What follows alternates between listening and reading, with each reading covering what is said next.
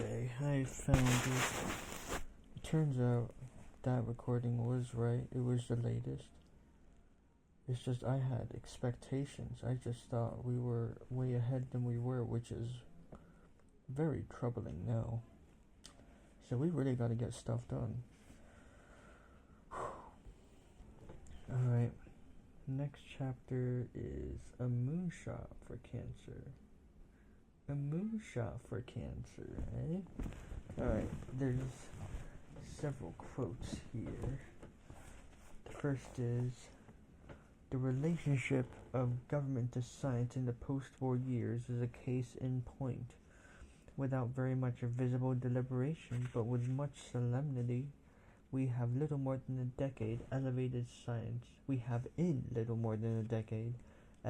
science to a level of extraordinary influence on national policy, and now that it is there, we are not very certain what to do with it. And that is from William Carey in 1963. And in 1971, the New York Times said, "What has Santa Nixon given us lately?" That's very cool. Santa Nixon. I wish I thought of Nixon as Santa. Alright, here goes. On December 9th, 1969, on a chilly Sunday morning, a full-page advertisement appeared in the Washington Post. "Mr. Nixon, you can cure cancer. If prayers are heard in heaven, this prayer is heard the most. Dear God, please, not cancer." Still, more than 318,000 Americans died of cancer last year. This year, Mr. President, you have it in your power to begin to end this curse. As you agonize over the budget, we beg you to remember the agony of those 318,000 Americans and their families. We ask a better perspective, a better way to allocate our money to save hundreds of thousands of lives each year. Dr. Sidney Farber, past president of the American Cancer Society, believes we are so close to a cure for cancer.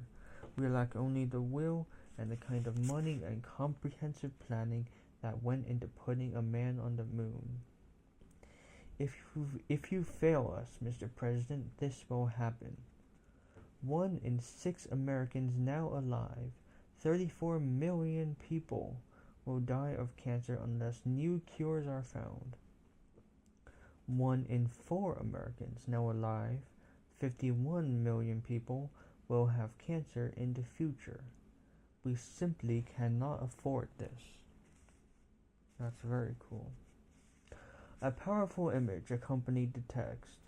Across the bottom of the page, a cluster of cancer cells were loosely grouped into a mass. Some of these cells were crumbling off that mass, sending a shower of metastatic fingerlings through the text. The letters E and R in cancer had been eaten through by these cells, like holes punched out in the bone by breast cancer. It is an unforgettable picture, a confrontation. The cells move across the page, almost tumbling over each other in their frenzy. They divide with hypnotic intensity. They metastasize in the imagination. This is cancer in its most elemental form, naked, ghoulish, and magnified. The Times ad marked a seminal intersection in the history of cancer. With it, cancer declared its final emergence from the shadowy interiors of medicine into the full glare of public scrutiny, morphing into an illness of national and international prominence. There was cancer in newspapers and cancer in books, cancer in theater and in films. In 450 articles in the New York Times in 1971. Oh yeah, okay. I thought that was going to be the beginning of a new clause, or no. Yeah. In Alexander Solzhenitsyn's Cancer Ward, a blistering account of a cancer hospital in the Soviet Union. In Love Story, a 1970 film about a 24-year-old woman who dies of leukemia. In Bang the Drum Slowly, in 1973 release about a baseball catcher diagnosed with Hodgkin's disease. In Brian's Song, the story of the Chicago Bears star Brian Piccolo, who died of testicular cancer. A torrent of op-ed pieces and letters appeared in newspapers and magazines. One man wrote to the Wall Street Journal describing how his family had been plunged into numb agony when his son was diagnosed with cancer. Cancer changes your life, a patient wrote after her mastectomy. It alters your habits. Everything becomes magnified. There is, in retrospect, something preformed in that magnification, a deeper resonance, as if cancer has struck the raw strings of anxiety already vibrating in the public psyche. When a disease insinuates itself so potently into the imagination of an era, it is often because it impinges on an anxiety latent within that imagination. AIDS loomed so large on the 1980s, in part because this was the generation inherently haunted by its sexuality and freedom. SARS set off panic about global spread and contagion at a time when globalism and social contagion were issues simmering nervously in the West. Every era casts illness in its own image. Society, like the ultimate psychosomatic patient, matches its medical afflictions to its psychological crises. When a disease touches such a visceral chord, it is often because that chord is already resonating. So it was with cancer. As the writer and philosopher Renata Seleko described it, a radical change happened to the perception of the object of horror in the 1970s, a progression from the external to the internal. In the 1950s, in the throes of the Cold War, Americans were preoccupied with the fear of annihilation from the outside, from bombs and warheads, from poisoned water reservoirs, communist armies, and invaders from outer space. The threat to society was perceived as external. Horror movies, the thermometers of anxiety in popular culture, featured alien invasions, parasitic occupations of the brain, and body snatching. It came from outer space, or the man from Planet X. But by the early 1970s, the locus of anxiety, the object of horror as Seleko describes it, had dramatically shifted from the outside to the inside. The rot, the horror, the biological decay, and its concomitant spiritual decay was now relocated within the corpus of society, and, by extension, within the body of man. American society was still threatened, but this time the threat came from inside. The names of horror films reflected the switch. The Exorcist. They came from within. Cancer epitomized this eternal horror. It was the ultimate emergence of the enemy from within, a marauding cell that crawled out of one's own body and occupied it from the inside, an internal alien. The big bomb, a columnist wrote, was replaced by the big C. When I was growing up in the 1950s, it was the bomb. This thing, the bomb, belonged to a generation of war babies. But we are fickle even about fear. We seem to have dropped our bombophobia now, without in any way reducing the reasons for it. Cancer now leads this macabre hit parade. The middle-sized children I know seem to think that death comes, not with a bang, but with a tumor. Cancer is the obsession of people who sense that disaster may not be a purposeful instrument of public policy, but a matter of accidental, random carelessness. These metaphorical shifts were more powerful, more persuasive, and more instrumental than the Lascarites could ever have imagined. The Times ad represented a strategic realignment of power. By addressing their letter to the president on behalf of millions of Americans, the Laskerites performed a tactically brilliant about-face. In the past, they had pleaded to the nation for funds of cancer. Now, as they pleaded for the nation for the nation for a more coordinated attack on cancer, they found themselves colossally empowered in the public imagination. The cure for cancer became incorporated in the very fabric of the American dream. To oppose big spending against cancer, one observer told the historian James Patterson, was to oppose mom, apple pie, and the flag. In America, this was a triumvirate too powerful for even the president to ignore. And that was a break. And I'll check the camera because I do have concerns about maybe the storage in my phone running out. This is the old phone, anyways. Alright, let's keep going. We got stuff to do. We got progress to do. We got progress to make up.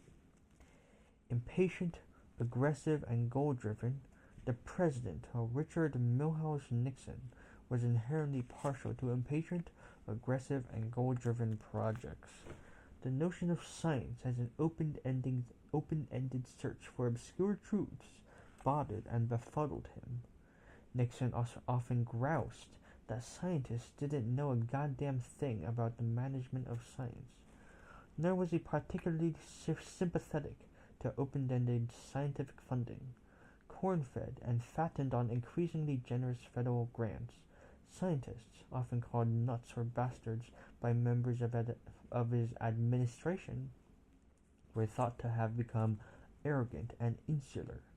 Nixon wanted them to shape up. For Nixon, this shaping up meant wresting the control of science out of the hands of academic nutcases and handing it over to a new cadre of scientific bureaucrats, science managers, who would bring discipline and accountability to science. The replacement of Nixon's science advisor, Lee Dubridge, a scholarly old-school atomic physicist from Caltech, with Ed David, an impulsive, fast-paced engineer-turned-manager from the Bell Research Labs, was meant as a signal to the scientific community to get into shape. David was the first presidential science advisor to emerge out of an industrial lab and to have no direct connection with a university. His mandate was to get an effective science operation that would redirect his energies towards achieving defined national goals. What scientists needed, what the public demanded, was not an endless frontier a la Vannevar Bush, but a discipline with pragmatic frontiers and well-defined ends. Ugh, my neck. I've been sinking down into my bed, partially to put my head closer to the phone so you can hear me better, but all that's resulted in is my neck just getting bent where my pillow is, and that's actually quite painful. So let me just go like that. Lasker's ow. Just gotta reflex my neck. There we go. Tilted. Why are you tilted? Come on, stop tilting. Lasker's job, then, was to convert the already converted. In 1969, deploying her typical strategic genius, Mary Lasker proposed that a neutral committee of experts, called the Commission on the Conquest of Cancer, be created to advise the president on the most efficient strategy to mount a systemic response to cancer. The commission, she wrote, should include space scientists, industrialists, administrators, planners, and cancer research specialists, entrusted to outline the possibilities for the conquest of cancer for the Congress of the United States at whatever cost. She really fucking loves the letter C, doesn't she? Of course, Lasker ensured that there was nothing neutral about the commission, eventually called the Panel of Consultants. Its members, chosen with exquisite deliberateness, were all Lasker's friends, associates, and sympathizers. men and women already sold on the war of cancer. Sidney Farber was selected as the co-chairman, along with Senator Ralph Yarborough from Texas. Textbook. Yarborough, like Lister Hill, was one of the Lasker's oldest allies in Congress. Solomon Garb was appointed on account of his book. Joseph Birkenau was brought in from Memorial Hospital. James Holland from Roswell Park. Henry Kaplan from Stanford. Benno Schmidt, a partner in a prominent New York investment firm and a major donor to Memorial Hospital, joined the group. An energetic organizer, Schmidt was eventually asked to replace Farber and Yarborough to head the panel. That Schmidt was a Republican and a close confidant of President Nixon was a marked plus. Politics, science, medicine, and finance were thus melded together to create a national response. To reinforce the facade of neutrality, Yarborough wrote to Mary Lasker in the summer of 1970, asking her to join.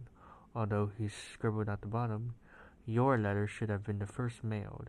It was your genius, energy, and will to help."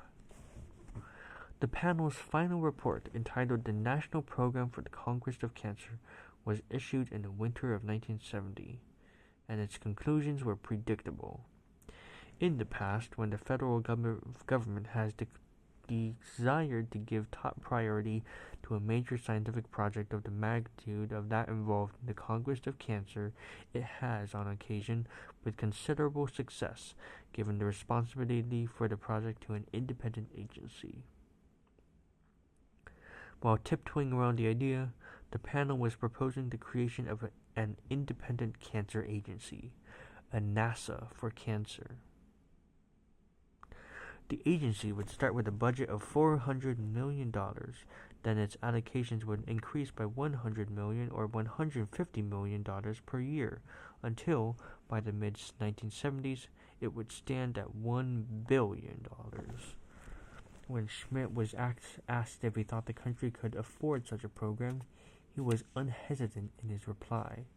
"Not only can we afford the effort, we cannot afford not to do it."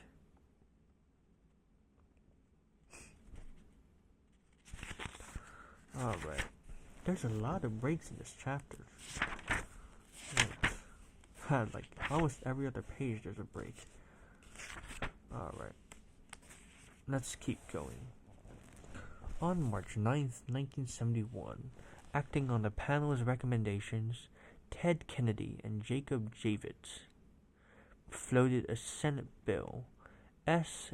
1828, the Conquest of Cancer Act, to create a National Cancer Authority, an independent self-governing agency for cancer research. The director of the authority would be appointed by the President and confirmed by the Senate, again underscoring an extraordinary level of autonomy. Usually, disease-specific institutes, such as the National Heart Institute, were overseen by the NIH. An advisory board of 18 members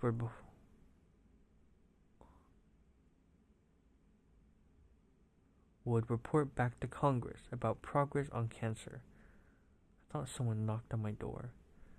I had to pause there. That panel would comprise scientists, administrators, politicians, physicians, and most controversially, lay individuals such as Lasker, Foote, and Bobst, whose sole task would be to keep the public eye trained sharply on the war.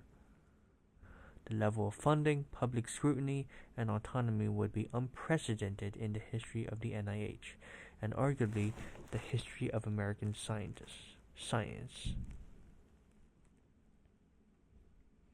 Mary was busy maneuvering behind the scenes to whip up support for the Kennedy-Javits bill. In January 1971, she fired off a cavalcade of letters to her various friends seeking support for the Independent Cancer Agency. In February, she hit upon another tactical gem. She persuaded her close friend Ann Landers, her real name was Eppie Litterer, the widely read advice columnist from Chicago, to publish a column about cancer and the Kennedy bill, positioning it exactly at the time that the vote was fermenting in the Senate. Lander's column appeared on April 20th, 1971. It began solemnly, because it's in a column. Dear readers, if you are looking for a laugh today, you'd better skip Ann Landers. If you want to be part of an effort that might save millions of lives, maybe your own, please stay with me. How many of us have asked the question, if this great country of ours can put a man on the moon, why can't we find a cure for cancer?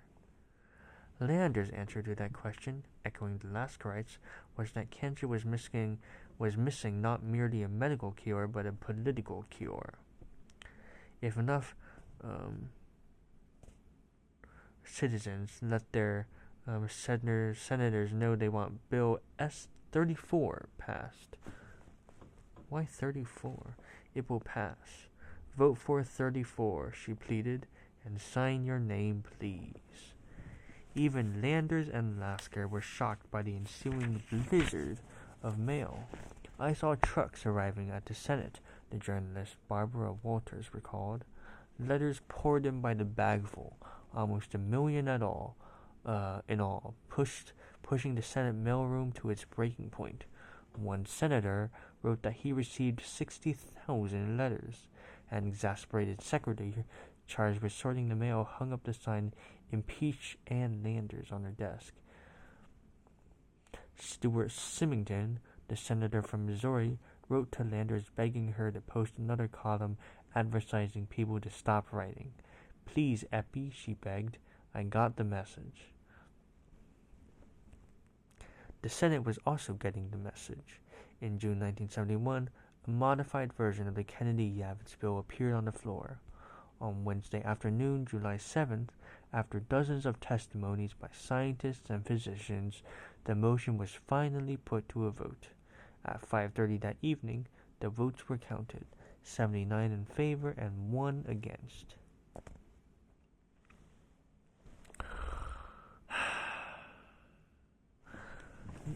At least this is what? 1, 2, 3, 4, 5 pages. Okay, let's keep going. This was a break, but let's keep going.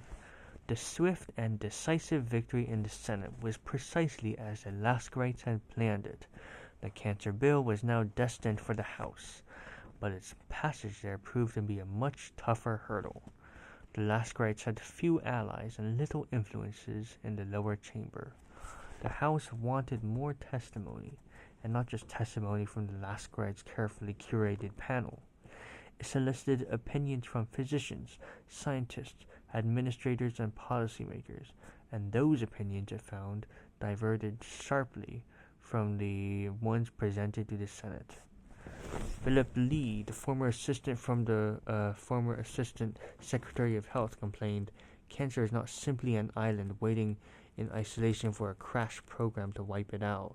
It is in no way comparable to a moonshot, to a Gemini or an Apollo program, which requires mainly the mobilization of money, men, and facilities to put together in one imposing package the scientific knowledge we already possess. The Apollo mission and the Manhattan Project, the two models driving this war on cancer, were both technological achievements that stood on the shoulders of long and deep scientific discoveries, atomic physics, fluid mechanics, and thermodynamics. In contrast, even a cursory understanding of the process that made cells become malignant was missing. Seizing on the Laskerites' favorite metaphor, Sol Spiegelman, the Columbia University cancer scientist, argued that an all-out effort at this time would be like trying to land a man on the moon without knowing Newton's laws of gravity. James Watson, who had discovered the structure of DNA, unloosed a verbal rampage against the Senate bill. Doing relevant research is not necessarily doing good research, Watson would later write. In particular, we must reject the notion that we will be lucky. Instead, we will be witnessing a massive expansion of well-intentioned mediocrity. Others argued that the notion of a targeted war on a particular disease inevitably distracted from the natural synergies with other areas of research, forcing cancer researchers to think inside the box. An NIH administrator complained, "In a nutshell, the Act states that all NIH institutes are equal, but one, the NCI, is more equal than the others." Yet others argued that the metaphor of war would inevitably become a distraction. It would whip up a froth of hype and hope, and the letdown would be catastrophic. "I suspect there is more trouble ahead for researching cancer," said Irving Page, the editor of a prominent scientific journal. "People have become impatient with what they can take to be lack of progress. Having seen what can be achieved by systems analysis, directed research, and great coordinated achievements such as the moonwalk, they transfer the same thinking to the conquest of cancer all too readily. This bubble would inevitably burst if the cancer project stalled or failed." And that's another break. Oh dear. I'm gonna drink some water. My voice is breaking up like hell.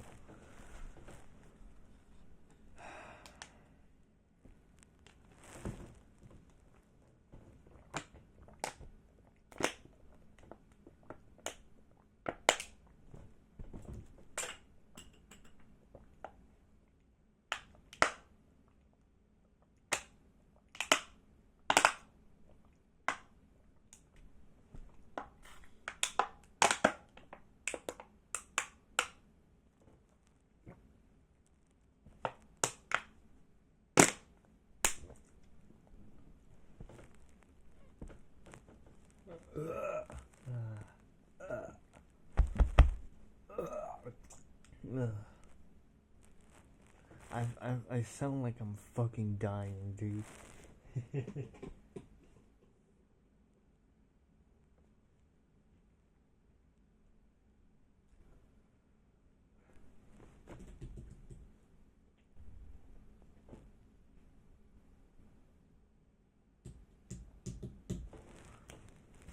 Alright. Fucking hell, let's keep going. Nixon, meanwhile, had reached the edge of his patience. Elections were fast approaching in 1972. Earlier that year, commentators such as Bob Friedrich from the Chicago Tribune had laid down the stakes. If Richard Milhous Nixon can achieve these two giant goals, an end to the war in Vietnam and defeat of the ravages of cancer, then he will have carved for himself in the history of this nation a niche of Lincolnesque proportions, for he will have done more than put a man on the moon. Oh, the irony in that. Oh yeah, he had a niche of Lincolnesque proportions, but a bit more malicious. Anyways. An end to the war in Vietnam was nowhere in sight, but the campaign against cancer seemed vastly more tractable, and Nixon was willing to force a cancer bill, any cancer bill, through Congress. When the ever-resourceful Schmidt went to visit him in the Oval Office that fall of 1971, in part to propose a compromise, Nixon reassured Schmidt that he would finagle or strong-arm a solution. "Don't worry about it. I'll take care of that."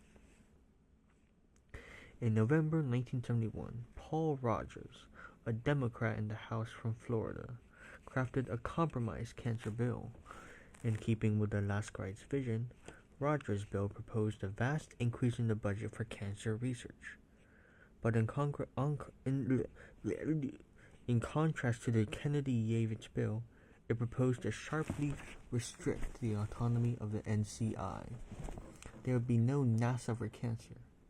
But given the vast increase in money, the focused federal directive, and the staggering rise in hope and energy, the rhetoric of a war on cancer would still be fully justified. The Lascarites, their critics, and Nixon would all go home happy. In December 1971, the House finally put a modified version of Rogers' bill to a vote. The verdict was nearly unanimous, 350 votes for and just 5 against. A week later, a House-Senate meeting resolved minor differences in their bills, and the final legislation was sent to the President to sign. On December 23, 1971, on a cold, windswept afternoon in Washington, Nixon signed the National Cancer Act at a small ceremony in the White House. The doors to the state dining room were thrown open, and the president seated himself at a small wooden desk. Photographers parried for positions on the floor around the desk. Nixon leaned over and signed the act with a quick flourish. He handed the pen as a gift to Benno Schmidt, the chair of the panel of consultants. Mary Lasker beamed forcefully from a chair. Farber chose not to attend. For the Laskerites, the date marked a bittersweet vindication. The flood of money authorized for cancer research and control, $400 million for 1972, $500 million for 1973, and $600 million for 1974, was a monumental achievement. Sorry, I didn't see the period. If money was frozen energy, as Mary Lasker often described it, then this, at last, was a pot of energy to be brought to full boil. But the passage of the bill had also been a reality check. The overwhelming opinion among scientists, outside those on the panel of consultants, was that this was a premature attack on cancer. Mary Lasker was bitingly critical of the final outcome. The new bill, she told a reporter, contained nothing that was useful that gave any guts to this Senate bill. Humiliated by the defeat, Lasker and Sidney Farber withdrew soon after the House vote from the political world of cancer. Farber went back to Boston and nursed his wounds privately. Lasker returned to her museum-like apartment on Beekman Place in New York, a white box filled with white furniture, and switched the focus of her efforts from cancer to urban beautification projects. She would continue to actively campaign in Washington for health-related legislation and award the Lasker Prize, an annual award given to researchers for breakthroughs in medicine and biological sciences. But the insistent, urgent vigor that she had summoned during the 2-decade campaign for a war on cancer, the near molten energy capable of flowing into any federal agency and annihilating resistance in its course, dissipated slowly. In April 1974, a young journalist went to Lasker to ask her about one of her many tulip-planting proposals for New York. At the end of the interview, the reporter asked Lasker about her perception of her own power. Was she not one of the most powerful women in the country? Lasker cut the journalist short. Powerful? I don't know. No. If I were really powerful, I'd have gotten more done. Scientists, too, withdrew from the war, in part because they had little to contribute to it. The rhetoric of this war implied that its tools, its weapons, its army, its target, and its strategy had already been assembled.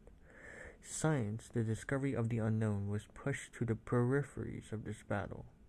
Massive, intensely funded clinical trials with combinations of cell-killing drugs would be heavily prioritized. The quest for universal causes and universal solutions, cancer viruses among them, would be highly funded. We will, in a relatively short period of time, make vast inroads on the cancer problem, Farber had announced to Congress in 1970. His army was now on the march. Even if he and Mary Lasker had personally extricated themselves from its front lines. The act, then, was an anomaly, designed explicitly to please all of its clients, but unable to satisfy all of them. Any of them. The NIH, the Laskerites, scientists, lobbyists, administrators, and politicians each for his or her own reasons, felt that what had been crafted was either precisely too little or precisely too much. Its most ominous assessment came from the editorial pages of the Chicago Tribune. A crash program can produce only one result: a crash. And that's the final. No, that's not the final break. That is the second to last break.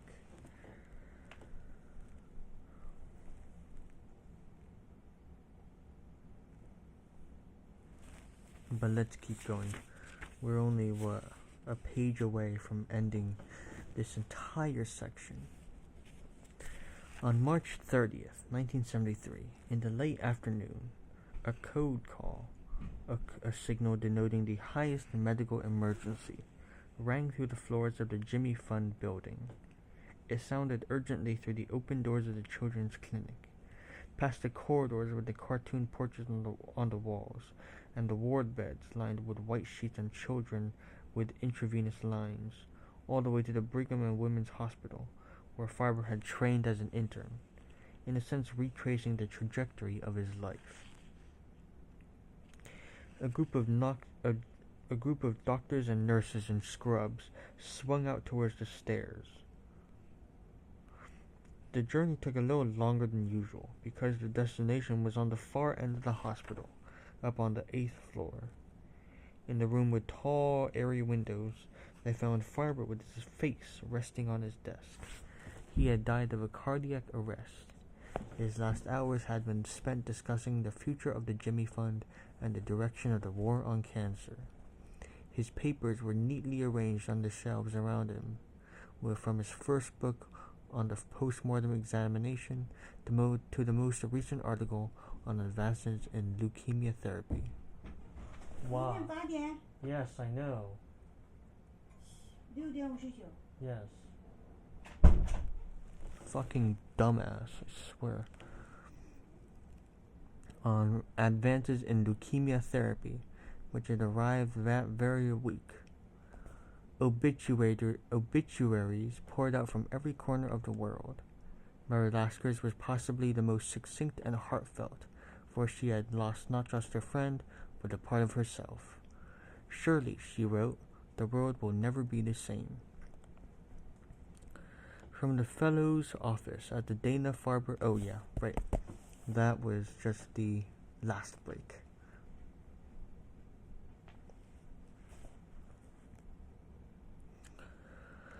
From the fellow's office at the Dana-Farber Cancer Institute, just a few hundred feet across the street from where Farber had collapsed in his office, I called Carla Reed. It was August 2005, a warm, muggy morning in Boston. A child's voice answered the phone. Then I was put on hold. In the background, I could hear the white noise of a household in full tilt. Crockery, doorbells, alarms, the radio blaring morning news. Carla came on the phone, her voice suddenly tightening as she recognized mine. I have news, I said quickly. Good news. Her bone marrow results had just returned. A few nodules of normal blood cells were growing back, interspersed between cobblestones of bone and fat cells. Signs of a regenerating marrow reclaiming its space. But there was no trace of leukemia anywhere. Under the microscope, what had once been lost to cancer was slowly returning to normalcy. This was the first of many milestones that we would cross together. A moment of celebration. Congratulations, Carla, I said. You are in a full remission. Cool, that is the end of part 2. Man. What time is it? It's quite early. It's only 11:22. Alright.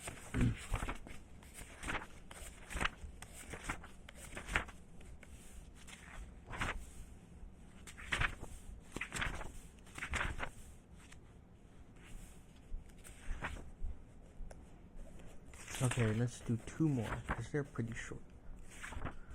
But this third part is called Will you turn me out if I can't get better? And we have 3 quotes. Oft expectation fails, and most often there where it promises, and oft it hits where hope is coldest, and despair most sits. And that is from William Shakespeare in All's Well That Ends Well. And here's another one. I have seen the moment of my greatest flicker, and I have seen the eternal footman hold my coat and snicker. And in short, I was afraid. And that is from T.S. Eliot.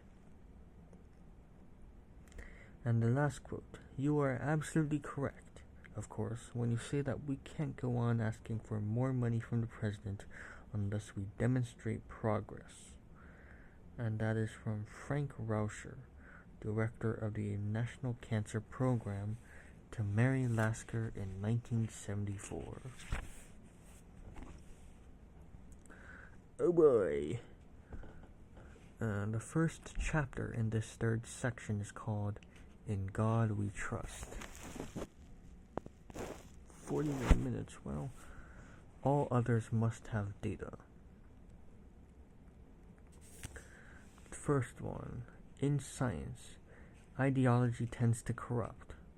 Absolute ideology corrupts absolutely, and that is from Robert Nisbet. And that is, the second quote is, orthodoxy in surgery is like let me just start over. Orthodoxy in surgery is like orthodoxy in other departments of the mind. It begins to almost challenge a comparison with religion. And that is from Jeffrey Kynes, whatever. And the third one. You mean I had a mastectomy for nothing? And that is from Rose Kushner. And let's do this thing. Farber was fortunate to have lived in the right time, but he was perhaps even more fortunate to have died at the right time. The year of his death, 1973, marked the beginning of a deeply fractured and contentious period in the history of cancer. Theories were shattered, drug discoveries stagnated, trials languished, and academic meetings degenerated into all-out brawls. Radiotherapists, chemotherapists, and surgeons fought viciously for power and information. The war on cancer seemed at times to have devolved into a war within cancer. The unraveling began at the very center of oncology. Radical surgery, Halsted's cherished legacy, had undergone an astonishing boom in the 1950s and 60s. At surgical conferences around the world, Halsted's descendants, powerful and outspoken surgeons such as Cushman Hogginson and Jerome Urban, had stood up to announce that they had outdone the master himself in their radicalism. In my own surgical attack on carcinoma of the breast, Hogginson wrote in 1956, I have followed the fundamental principle that the disease, even in its early stage, is such a formidable enemy, that it is my duty to carry out its as radical an operation as the anatomy permits. The radical mastectomy had thus edged into the super radical, and then into the ultra radical, an extraordinarily morbid, disfiguring procedure in which surgeons remove the breast, the pectoral muscles, the axillary nodes, the chest wall, and occasionally the ribs, part of the sternum, the clavicle, and the lymph nodes inside the chest. Halsted, meanwhile, had become the patron saint of cancer surgery, a deity presiding over his comprehensive theory of cancer. He had called it, with his Shakespearean ear for phrase-making, the centrifugal theory. The idea that cancer, like a malevolent pinwheel, tended to spread out in ever-growing arcs from a single central focus in the body. Breast cancer, he claimed, spun out from the breast into lymph nodes under the arm. Poetically again, he called these nodes sentinels, then cartwheeled mirthlessly through the blood into the liver, lungs, and bones. A surgeon's job was to arrest that centrifugal spread by cutting every piece of it out of the body, as if to catch and break the wheel in mid-spin. This meant treating early breast cancer aggressively and definitively. The more a surgeon cut, the more he cured.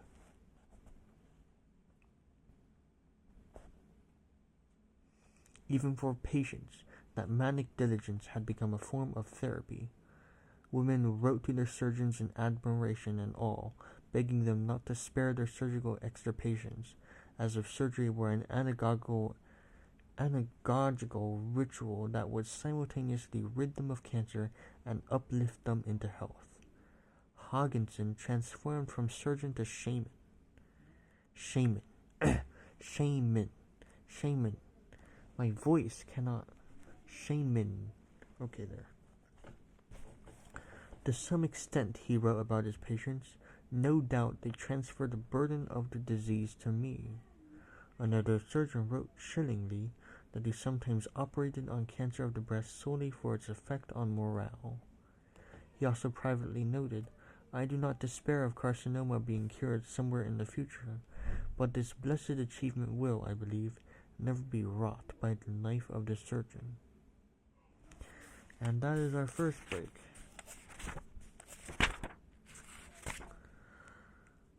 And I will drink more water because my voice is developing overtones. Water. Just water, everyone.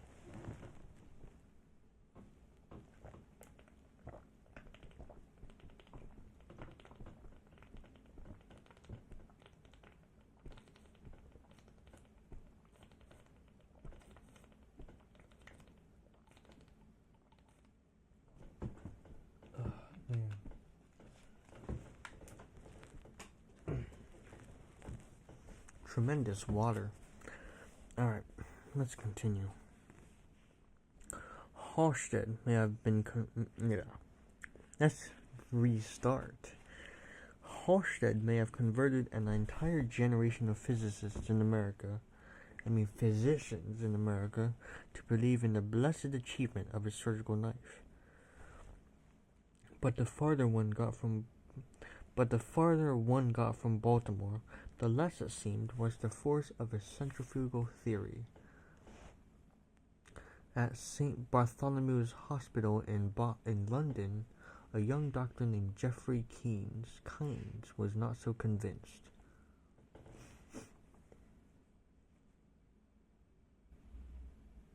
In August 1924, early as hell, Kynes examined a patient with breast cancer, a thin, emaciated woman of 47 with an ulcerated malignant lump in her breast. In Baltimore or New York, such a patient would immediately have been whisked off to radical surgery. But Kynes was concerned about his patient's constitutional frailty. Rather than reaching indiscriminately for a radical procedure, which would likely have killed her at the operating table, he opted for a much more conservative strategy. Noting that radiation therapists such as Emil Grube had demonstrated the efficacy of X-rays in treating breast cancer, Kynes buried 50 milligrams of radium in her breast to irradiate her tumor and monitored her to observe the effect, hoping at best to palliate her symptoms. Surprisingly, he found it a marked improvement. The ulcer rapidly healed, he wrote, and the whole mass became smaller, softer, and less fixed.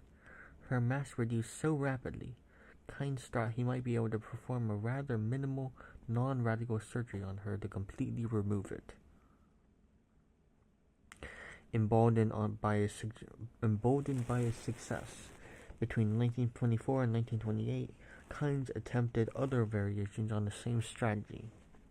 The most successful of these permutations, he found, involved a careful mixture of surgery and radiation, both at relatively small doses. He removed the malignant lumps locally with a minor operation, i.e., without resorting to radical or ultra-radical surgery. He followed the surgery with radiation to the breast. There was no stripping of nodes, no cracking or excavation of clavicles, no extirpations that stretched into 6 or 8 hours. Nothing was radical,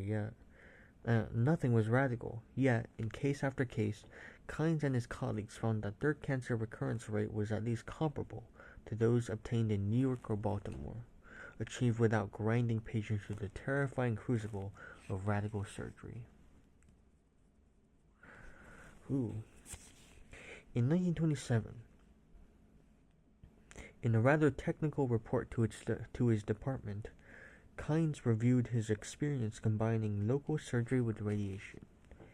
For some cases of breast cancer, he wrote, with characteristic understatement, the extension of the operation beyond the local removal might sometimes be unnecessary. Everything about Kynes' sentence was carefully, strategically, almost surgically constructed. Its implication was enormous. If local surgery resulted in the same outcome as radical surgery, then the centrifugal theory had to be reconsidered. Kynes had slyly declared war on radical surgery, even if he had done so by pricking it with a pin-sized lancet. But Halsted's followers in America laughed away Kynes' effort. They retaliated by giving his operation a nickname, the lumpectomy.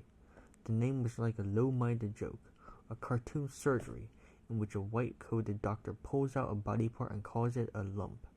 Kynes' theory and operation were largely ignored by American surgeons. He gained fame briefly in Europe as a pioneer of blood transfusions during the First World War, but his challenge to radical surgery was quietly buried. Kynes would have remained conveniently forgotten by American surgeons except for a fateful series of events. In 1953, a colleague of Kynes, on sabbatical from St. Bart's at the Cleveland Clinic in Ohio, gave a lecture on the history of breast cancer, focusing on Kynes' observations on minimal surgery for the breast. In the audience that evening was a young surgeon named George Barney Cryle.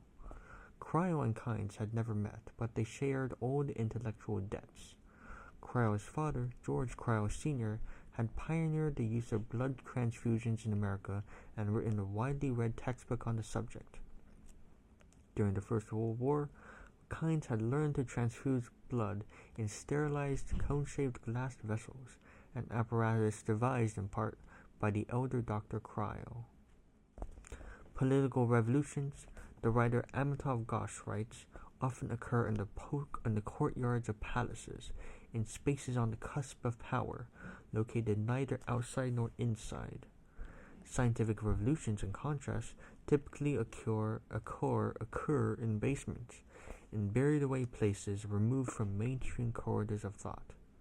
But a surgical revolution must emanate from within surgery's inner sanctum, for surgery is a profession intrinsically sealed to outsiders.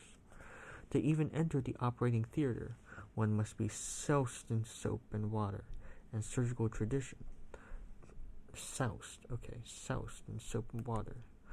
To change surgery, one must be a surgeon. The Cryles, father and son, were quintessential surgical insiders. The elder Cryle, an early proponent of radical surgery, was a contemporary of Halsted's. The younger had learned the radical mastectomy from students of Halsted himself. The Cryles were steeped in Halstedian tradition, upholding the very pole staffs of radical surgery for generations. But like Kynes, Cryle Jr. was beginning to have his doubts about the radical mastectomy. Animal studies performed in mice by Skipper in Alabama, among others, had revealed that tumors implanted in animals did not behave as Halsted might have imagined. When a large tumor was grown in one site, microscopic metastatic deposits from it often skipped over the local nodes and appeared in faraway places such as the liver and the spleen.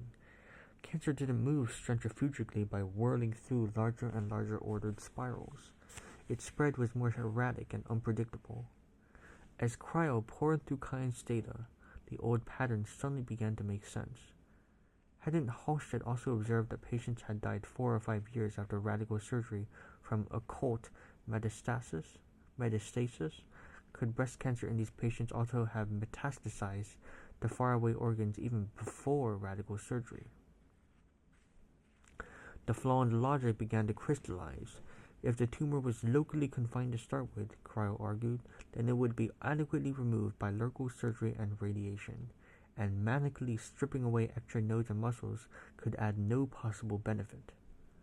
In contrast, if breast cancer had already spread outside the breast, then surgery would be useless anyways, and more aggressive surgery would simply be more aggressively useless. Breast cancer, Cryo realized, was either an inherently localized disease, thus curable by a smaller mastectomy, or an inherently systemic disease, thus incurable even by the most exhaustive surgery.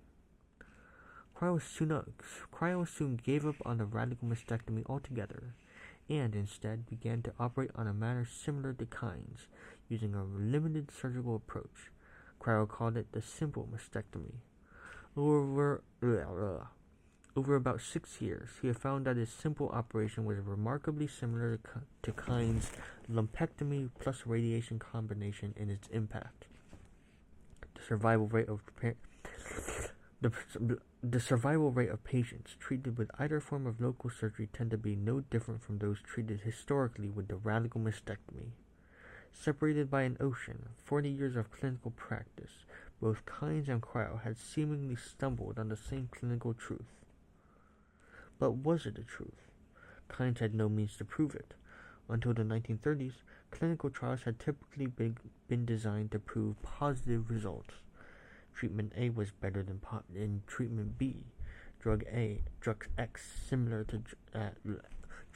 superior to drug Y.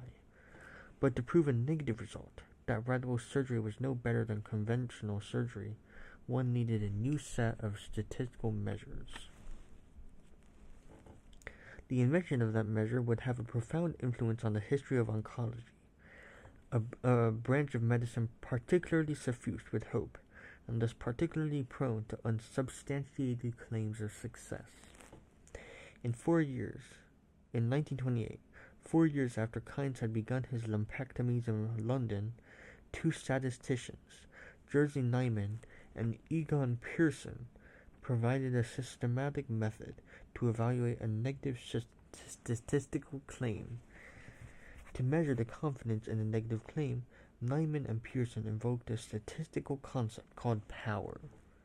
Power, in simplistic terms, is a measure of the ability of a test or trial to reject a hypothesis. Intuitively, Neyman and Pearson reasoned that a scientist's capacity to reject a hypothesis depends most critically on how intensively he has treated the hypothesis, and thus on the number of samples that have independently been tested. If one compares 5 radical mastectomies against 5 conventional mastectomies and finds no difference in outcome, it is hard to make a significant conclusion about the result. But if 1,000 cases of each produce precisely identical outcomes, then one can make a strong claim about a lack of benefit. Right there, buried inside that dependence, lies one of the strangest pitfalls of medicine. For any trial to be adequately powered, it needs to recruit an adequate number of patients. But to recruit patients, a trialist has to convince doctors to participate in the trial. And yet those doctors are often precisely those who have the least interest in having a theory rejected or disproved. For breast cancer, a discipline immersed in the legacy of the radical surgery, these conflicts were particularly charged.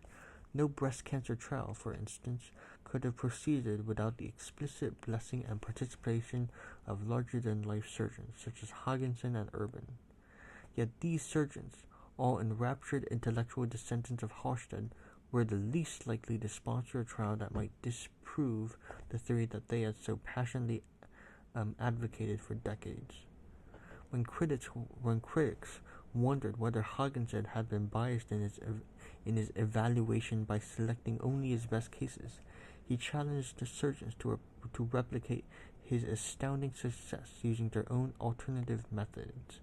Go thou and do likewise. Thus, even Cryle, a full 40 years after Kien's discovery, couldn't run a trial to dispute Halsted's mastectomy. The hierarchical practice of medicine, its internal culture, its rites of practice, the gospels of surgical profession, as Cryle mockingly called it, were ideally arranged to resist change and to perpetuate orthodoxy. Cryle found himself pitted against his own department, against friends and colleagues. The very doctors that he would need to recruit to run such a trial were fervently, often viciously opposed to it. Power, in the colloquial sense of the word, thus collided with power in the statistical sense. The surgeons who had so painstakingly created the world of radical surgery had absolutely no incentive to revolutionize it. And that is another break.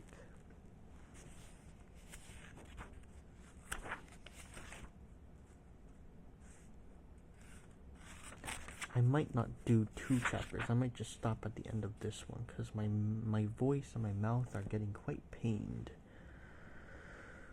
Oh, man.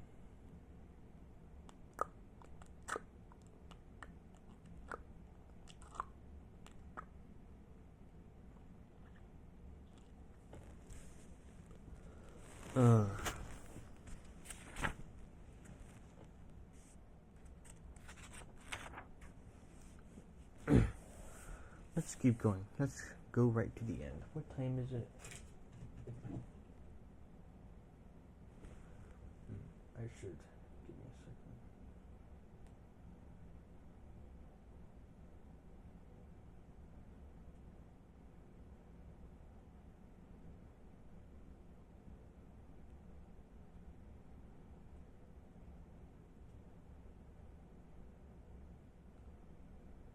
Sure.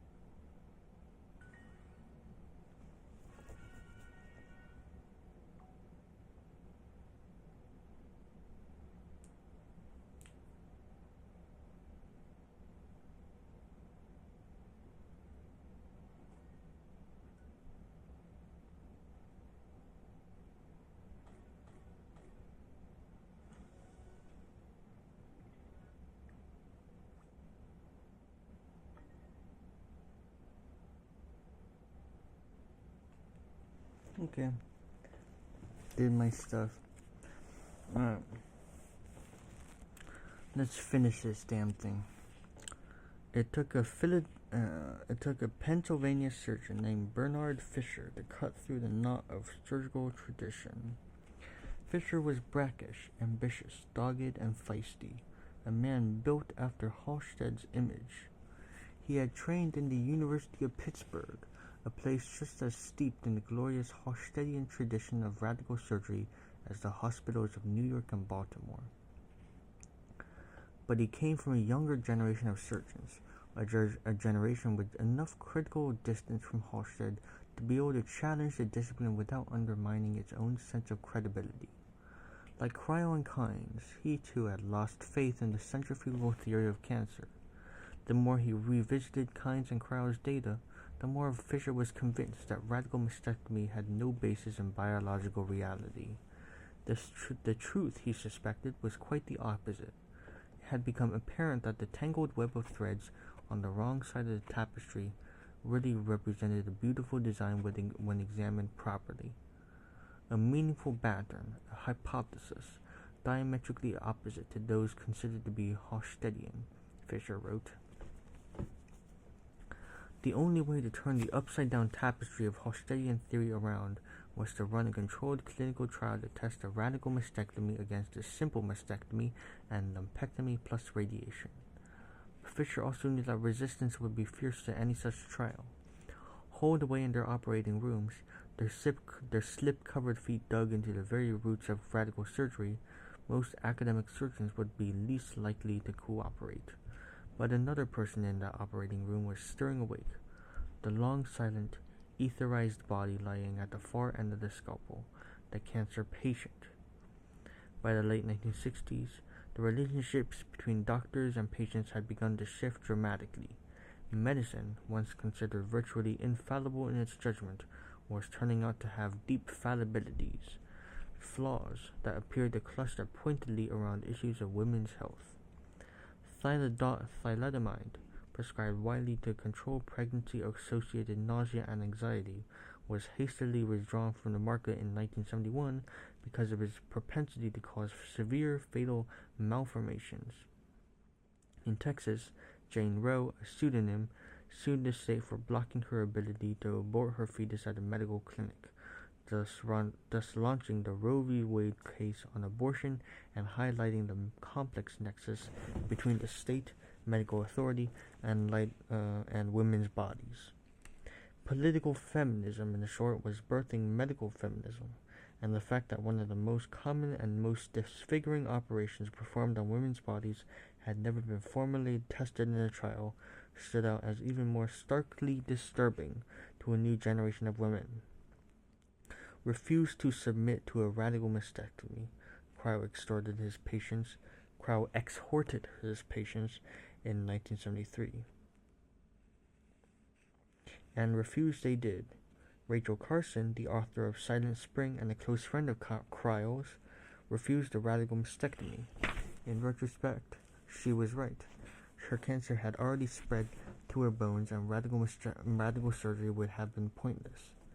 Betty Rowland and Rose Kushner also refused and soon joined Carson in challenging radical surgeons. Rowland and Kushner, both marvelous writers,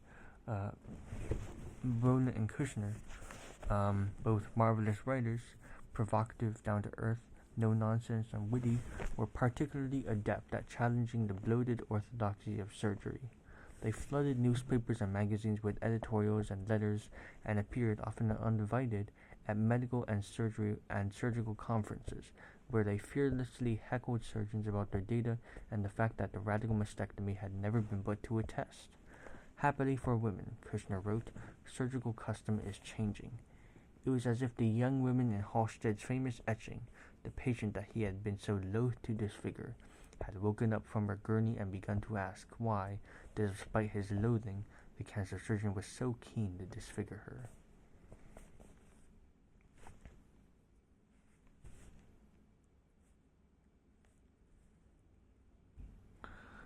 In 1967, Bolstered by the activism of patients and the public attention swirling around breast cancer, Fisher became the new chair of National Surgical Adjunct Breast and Bowel Project, or the NSABP, a consortium of academic hospitals modeled self-consciously after Zubrod's leukemia group that would run large-scale trials in breast cancer.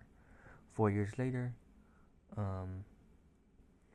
the NSABP proposed to test the operation using a systematic randomized trial. It was, coincidentally, the 80th anniversary of Halsted's original description of the radical mastectomy. The implicit, nearly devotional faith in the theory of cancer was finally to be put in the test. The clinician, no matter how venerable, must accept the fact that experience,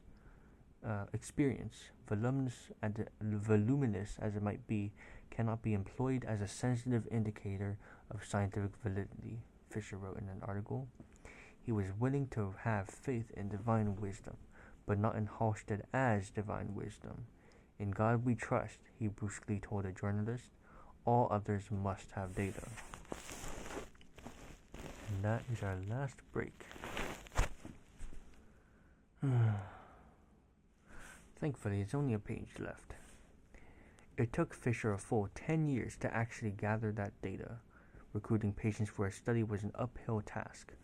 To get a woman to participate in a clinical trial where she was going to have her breast off or have her breast not taken off, that was a pretty difficult thing to do.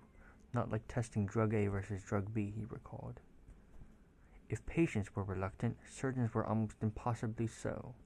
Immersed in the traditions of radical surgery, many American surgeons put up such formidable barriers to patient recruitment that Canadian surgeons and their patients were added to complete the study. The trial recruited 1,765 patients in 34 centers in the United States and Canada. Patients were randomized into 3 groups, one treated with a radical mastectomy, the second with simple mastectomy, and the third with surgery followed by radiation. Even with all forces in gear, it still took years to recruit adequate numbers.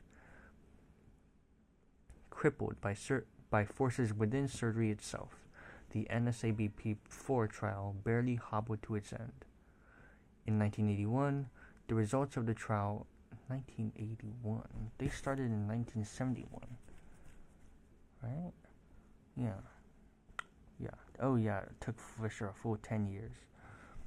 In 1981, the results of the trial were finally made public. The rates of breast cancer recurrence, relapse, death, and distant cancer metastasis were statistically identical across all three groups. The group treated with the radical mastectomy had paid heavily in morbidity, but accrued no benefits in survival, recurrence, or mortality. Between 1891 and 1981, in the nearly 100 years of the radical mastectomy, an estimated 500,000 women underwent the procedure to extirpate cancer. Many chose the procedure. Many were forced into it. Many others did not even realize that it was a choice. Many were permanently disfigured. Many perceived the surgery as a benediction. Many suffered its punishing penalties bravely, hoping that they had treated their cancer as aggressively and as definitively as possible. Halsted's cancer storehouse grew far beyond its original walls at Hopkins. His ideas entered oncology, then permeated into vocabulary, then its psychology, its ethos, and its self-image. Radical surgery fell, an entire culture of surgery thus collapsed with it. The radical mastectomy is rarely, if ever, performed by surgeons today. And that's the end of that chapter. And I'm going to end this fucking thing.